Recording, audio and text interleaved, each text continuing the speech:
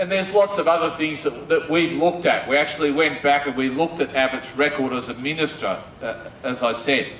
We've looked at what the employers all around the country have said and are urging the Liberal National Party to implement. And all of those things actually amount to work choices, and all of those things could be significantly implemented without changing necessarily the legislation. So it's our responsibility, I think, as unions to get that message out there, and we've been trying to do that, as I said, through all the activities that we've been undertaking. And now, for 3.5 days out from the election, it's really important that we discuss these issues and we get that message out to our families and to our community about the importance of the choice that's in front of us. And it's a choice between going forward, I think, and going backwards. And I know the slogan, moving forward, was perhaps not necessarily the most popular slogan. Perhaps it was a bit overused, but it actually does represent, I think, in the industrial relations area, the choice. Because I'm not standing here saying that the Fair Work Act was actually everything that we wanted. It clearly wasn't. And clearly we have had a range of issues that we've continued to talk to the government about. There are lots of things that we haven't agreed on. There are lots of things that we're still working on. But I think that is the point. There's an opportunity of going forward, building on the things that we've achieved over the last couple of years and making more gains. The fact is that we should actually have a collective bargaining system that operates a bit more efficiently. We should have the ability to engage in the collective bargaining system in a bit more flexible way. There should be more protections for union members and for workplace delegates.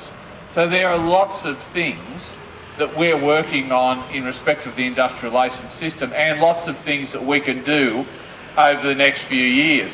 The whole area of independent contractors, the procurement agreement that we negotiated with the federal government, lots of areas where work is underway, lots of things we have to do and lots of things we can do. It's never perfect, but the Fair Work Act is a lot better than what it replaced, work choices. It does give you, in your situation, the ability to go into a collective bargaining situation, to access Fair Work Australia, to get good faith bargaining orders. It's not easy, I understand that, but it does provide a mechanism of going forward, and we can make further improvements. And I think that is really the challenge that we have in the industrial relations area.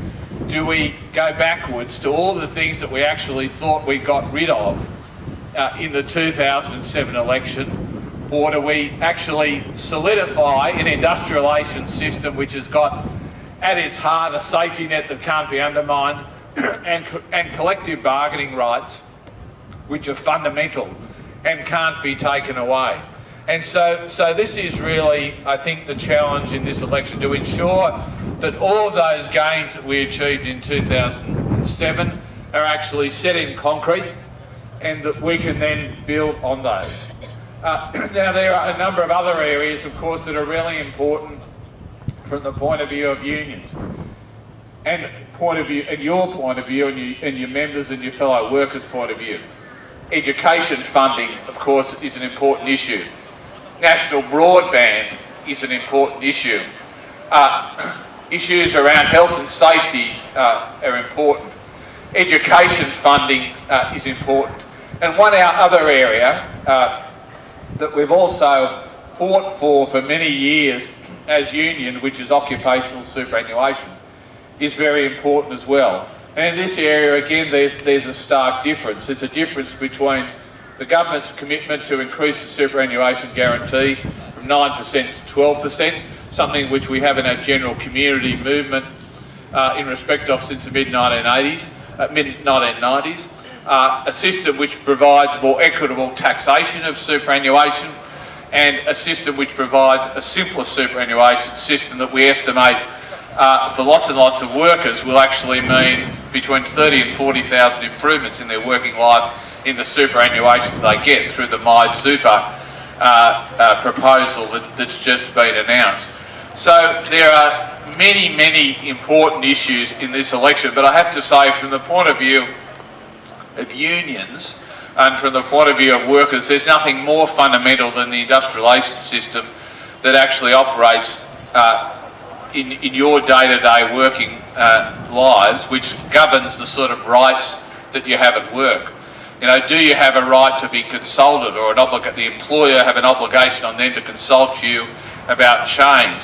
Do you have the ability to get redress with respect to unfair dismissals? Do we have a system which will actually, for example, address the pay equity gap that we have? And we have a case which is just starting now in the community sector. So I think the truth is that over the last couple of years we've made some progress in our negotiations with the Labor government. We haven't actually achieved, as I said before, everything that we wanted, but we have actually made progress, and we've got the opportunity to do more. And that's really the task that we have on Saturday. I think that Queensland clearly is particularly important, and in fact, of course, this election is going to be close. So it does mean that everybody needs to address these issues, get out there, talk to their community and their friends about these issues, and make them appreciate, if we can, the importance of the decision that there is on Saturday.